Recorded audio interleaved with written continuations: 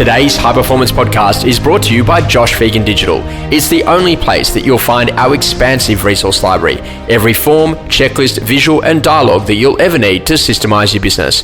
Available to edit in PDF to rapidly take your business to the next level.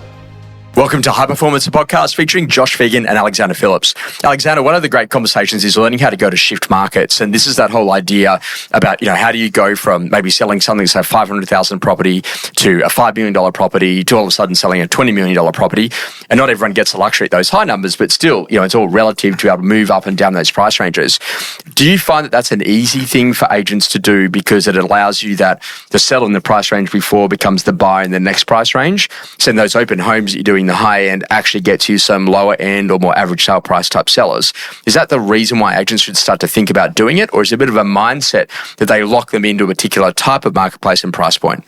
Thanks, Josh. It's probably a bit of everything, but it's also, like you said, they're sort of very narrow-minded and locked into one suburb or one price range. And if you say take Double Bay's example where we are today, and you go, I want to sell all the houses in Double Bay.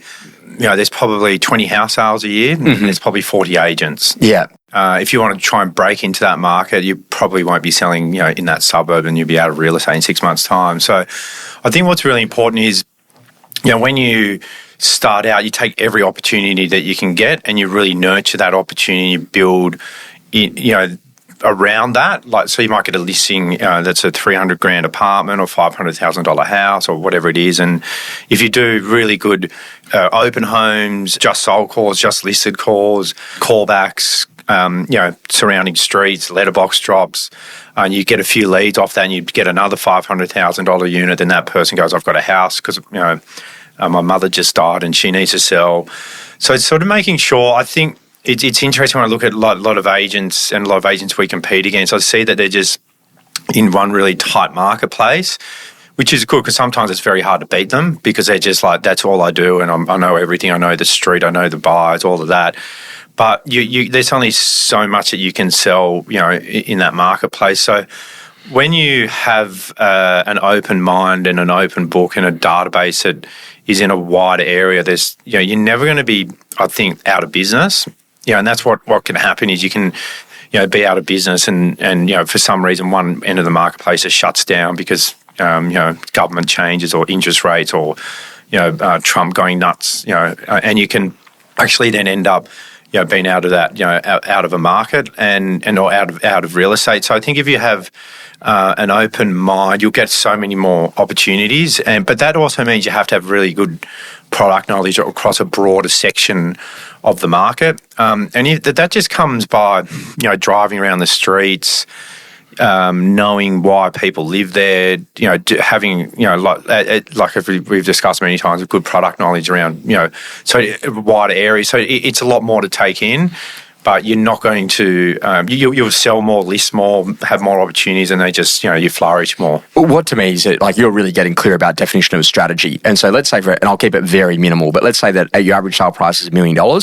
Having a listing at $1.5 million and having a listing at $500,000 is an awesome Saturday. And the reason for that, who buys the cheapie that's the $500,000? Maybe a first home buyer, but maybe also to the investor that owns the big house that you really want. The great conversation is that then if you're at $1 million open home, you're going to find more $500,000 sellers walking through that $1 million open home because they're looking to buy up. And then if you've got a $1.5 million open home, the buyer who's buying that is probably the seller who's selling at $1 million. So now we're starting to get really strategic that if you were going to do 5 opens on a Saturday as an individual agent, that you actually want 1 in the low end, 3 around your average sale price, and 1 in the high end. So then naturally every single open home is actually bringing trade-ins. Now, I'm not a car dealer. I know that your dad had done that for many years in his life, but I was thinking that if I did run a car dealership, I'd want Kia. I'd want a really good European brand. So maybe like an Audi or something like that. And then maybe some sort of high-end brand. Maybe it's like a Bentley or a Porsche or something like that.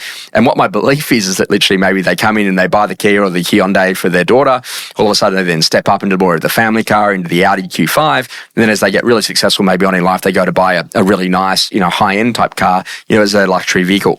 That benefit to be able to move up and down the price range is actually what makes a great business. Because I bet you your dad would tell me that he would have made more money on the trade-ins than probably what they would have done in new cars in terms of their ability to be able to buy at the right price and sell at the right price. And the skill set of any great agent is making sure that you've got real strategy about how you got to generate those leads. And it is actually by design about the different types of price points that you represent.